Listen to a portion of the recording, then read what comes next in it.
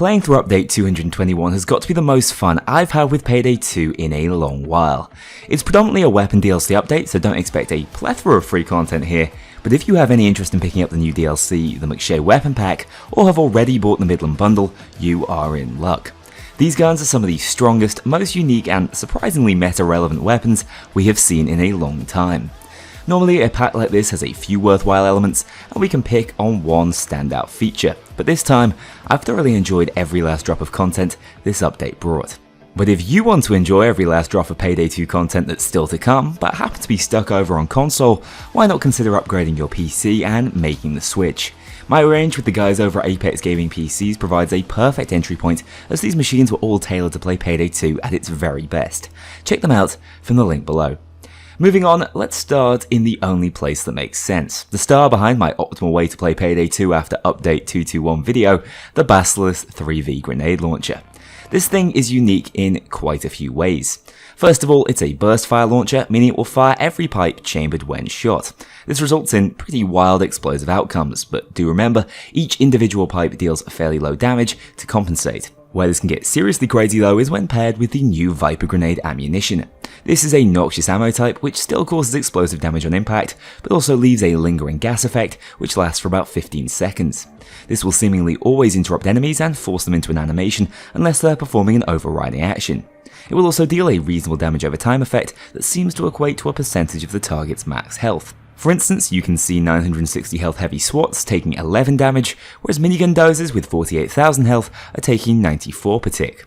Whilst this damage is really nothing to write home about, coupled with passable base damage, seemingly endless crowd control potential, and most importantly, the ability to activate skills, these Viper grenades are definitely not to be slept on. Not to mention the dot effect extends for a further 15 seconds after the cloud has faded, which is huge in maintaining damage uptime. The perk decks that really benefit from this are Grinder and Anarchist, giving you the potential of endless healing or constant armor regen and gating with Anarchist, as if that playstyle needed to get any stronger. Honestly, I love it, but I do think that the damage over time effect lasts just a little too long and would actually be slightly weaker in my opinion if it dealt the same damage in a shorter space of time. Back onto the launcher itself, I do believe that it was specifically created with the toxic gas playstyle in mind. With its low damage but 3-shot mag, it's great at spreading the effect over a vast area whilst not actually killing cops explosively. That use case is further emphasised by the existence of the exclusive Venomous mod weapon set, which aesthetically turns this thing into a weapon straight out of God of War or Hades. Honestly, whilst a little ridiculous, I love how it looks and appreciate the attention to detail in how all these DLC weapons look, feel and sound. What's notable about this set is that it virtually changes how the weapon is intended to be used, increasing its damage at the cost of some ammo, shot capacity and concealment. These stats are only available through the exclusive set, so keep that in mind. In a sense, Overkill has given us two slightly different grenade launchers, each with their own build orientations and use cases for us to mess around with, which I'm 100% behind. Of course, as with many weapons in the special category, it benefits hugely from running Bulletstorm, which is how you can end up covering the entire map in green warcrime fog, as you saw in that video. What I would say though is that this thing has really good ammo pickup, given it expects you to fire up to 3 shots at once, meaning it's surprisingly self-sustaining even without ammo bags. To emphasize that further, you can simply click to shoot mid-reload or reload cancel by sprinting to turn this thing back into a conventional single-fire launcher if that's what you prefer. For me, it's all about going as crazy as possible though, and I have a fairly out there build coming your way to showcase exactly what it can do. Up next, let's talk about the new LMG, which could just as easily be an SMG or AR, the SG Versteckt 51D. As I've hinted at, this thing is like a bloody chimera. It's got SMG-esque handling stats and concealment options, LMG damage and mag capacity, whilst also having the reload and feel of an assault rifle. This sounds like a recipe for disaster, and if we look at it purely statistically, it's not winning any gold medals, bearing in mind it's basically an AR with LMG damage range multipliers. But this is where the intangibles come in.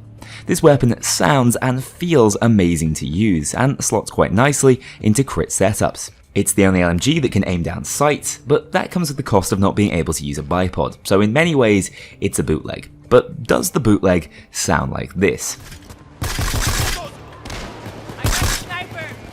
Also, look at this wild reload animation. The belt that feeds it actually displays your ammo reserves dwindling. It's exactly this level of detail that really stands out in the DLC pack and results in one of the most enjoyable to use weapons in the game. Stats mean a lot, and this science experiment of a weapon may not pass on all grades, but hell if it ain't immensely satisfying to play with. Last but not least of the 3 new weapons is the Pronghorn Sniper Rifle, the game's very first secondary sniper. As a result of falling into the secondary class, it's had its ammo capacity and pickup rate intentionally neutered, but with solid aim, I've not found this to be deterrent of its use. Once again, there's just something about how this gun handles and sounds. I get a lot of satisfaction out of using it. And whilst its ammo may have been nerfed compared to its primary brethren, its damage certainly hasn't gone with it. This thing falls into the 255 category, essential for one-shotting heavy SWATs, even after equipping a silencer.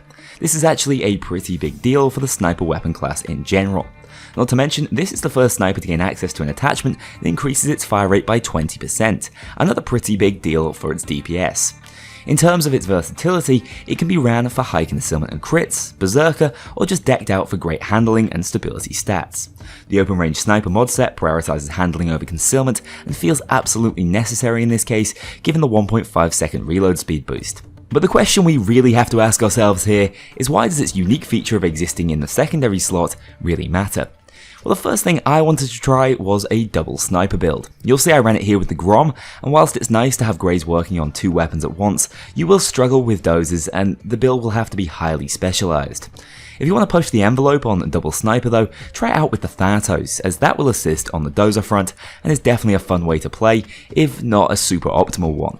After that, I tried it out with the Lion's Roar, a pretty monstrous assault rifle, thinking it could do the same if not a better job than the SMG secondary pairings we're used to. Sadly, it just doesn't feel like it packs enough of a punch, but when switched over to a maximum DPS Kimbo SMG setup, it all comes together.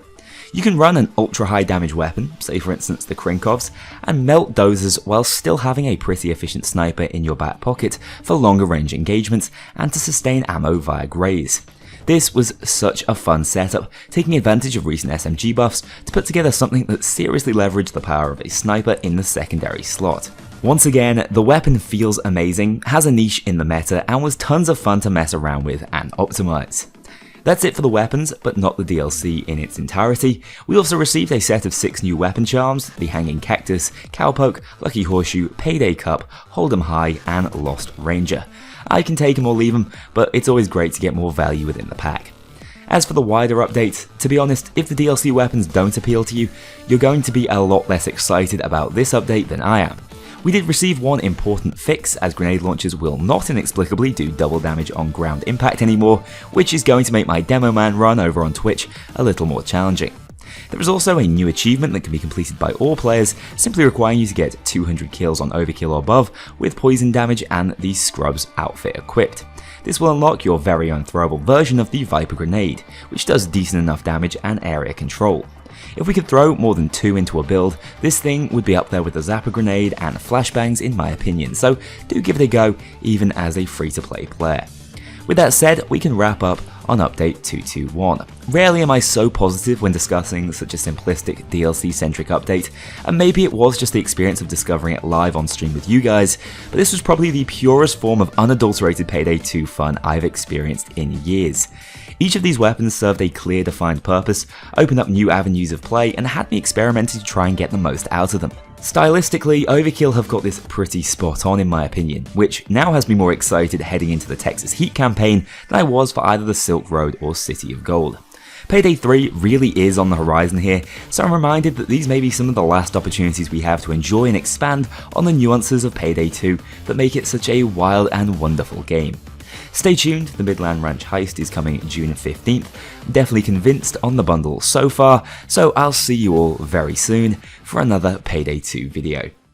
A huge thank you to my dedicated Patreon backers. If you want to join this crew in going infamous, check out the link below and pledge as little as $2 to see your name in the credits, or get 24-hour early access to future videos and vote on upcoming content. Take care, I'll see you all soon.